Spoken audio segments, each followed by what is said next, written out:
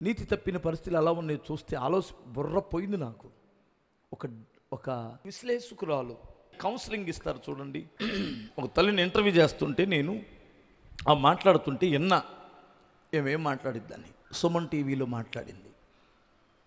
ఏమిటంటే ఎంత నీతి తప్పిన పరిస్థితుల్లో మనం ఉన్నామో మీకు అర్థం కావడానికి ఒక డాక్టర్ అమ్మగారు ఉంది.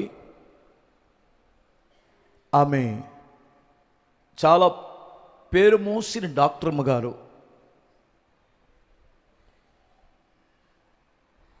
చాలా మంచి వైద్యురాలు. ఆమె రాత్రి మగులు కష్టపడి సేవలు అందిస్తుంది. భర్త ఈ అమ్మాయిలు పిచ్చోడు. ఆడికి ఒక వరసవాయ ఒక వ్యవహారం ఉండదంట. ఆయన దారిని ఆయన వెళ్ళిపోయాడు ఆ రందిలో పడి. ఒక కొడుకు ఒక్కటే కూతురు, ఒకే కొడుకు.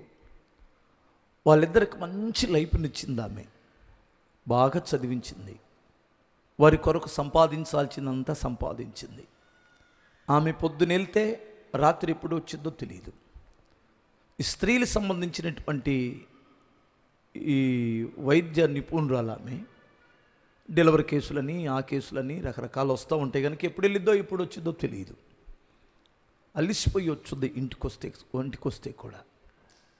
ఒక రోజున ఆమె రాత్రిపూట వైద్యం చేసి వచ్చింది.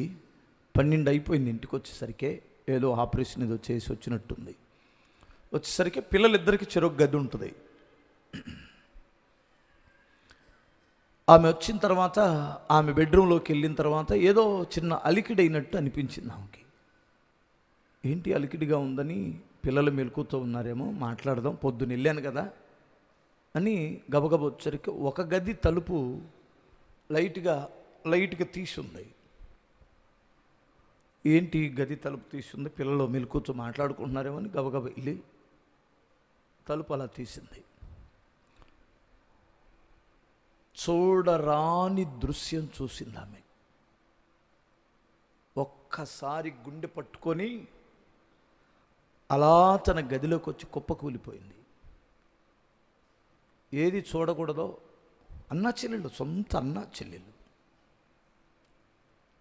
వచ్చి గదిలో కూర్చొని కాసేపు ఆగిన తర్వాత వాళ్ళని పిలిచి ఏంటి నాయనా అని అడిగితే వాళ్ళిద్దరిని కౌన్సిలింగ్ చేస్తే తేలిన ఫలితార్థం ఏమిటంటే ఒకరిని విడిచి ఒకరిని కానీ విడదీస్తే చచ్చిపోయేటట్టున్నారంట, ఆత్మహత్య చేసుకొని. ఆ తల్లి ఒక మాట చెప్పింది, మీ నాన్న చేతిలో నేను మోసపోయాను, మిమ్మల్ని పెంచి పెద్ద చేసి నా కర్తవ్యం నెరవేర్చాలనుకున్నాను కానీ అది కూడా విపులమైపోయింది. ఇప్పుడు మిమ్మల్ని విడదీస్తే మీరు చచ్చిపోతానంటారు. కలిసి ఎలా ఉంటారు ఇక్కడ సమాజంలో? నేను ఎలా బ్రతకాలి? మీ ఇష్టం వచ్చిన దగ్గరికి వెళ్ళిపోండి, నా దగ్గర వద్దు.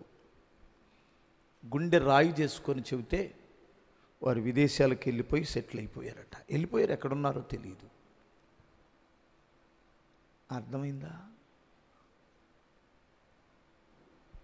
ఏ తరంలో ఉన్నాం మనం? అసలు ఎందుకు ఈ విషయం చెబుతున్నాను చెప్పనా మీకు? ఇంట్లో పెద్దోళ్ళు ఉంటే, ఇంట్లో అత్త మామ అదే వాళ్ళ నాయనమ్మ అమ్మమ్మలు ఉంటే ఎంత బాగుంటుంది. అలాంటివి జరుగుతాయా? విలువలు నేర్పిస్తారు కదూ. పొద్దున్న వెళ్ళావు, రాత్రికి వచ్చేవి ఏం జరుగుతుందో తెలియదు కదా ఇంట్లో. పిల్లలను కనడం తేలికేనమ్మా. ఈ రోజుల్లో సెల్ ఫోన్లు ఉన్న రోజుల్లో, నీచమైన పరిస్థితులు ఉన్న రోజుల్లో పెద్దవారి యొక్క విలువ గ్రహించండి.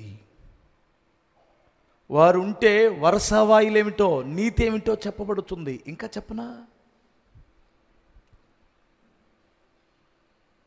నీతి కలిగిన వాక్యం వారికి ఉందా? నీ పిల్లల్ని ఎందుకు చర్చికి రమ్మని చెప్తున్నామో చెప్పనా?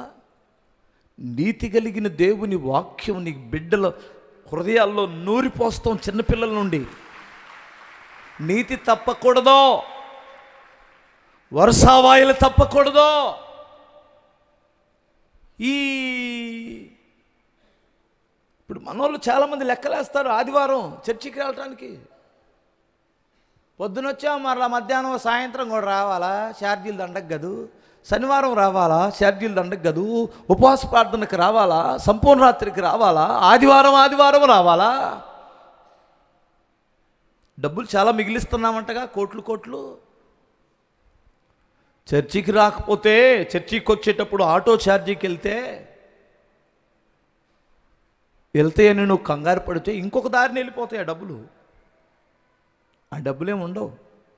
నీ కొడుకు ఇంకొక రకం ఖర్చు పెడతాడు, నీ కూతురు ఇంకొక రకంగా ఖర్చు పెట్టింది, నీ భర్త ఇంకొక రకం ఖర్చు పెడతాడు. దేవుని కొరకు పెంచండి, నీతి నేర్చుకుంటారు.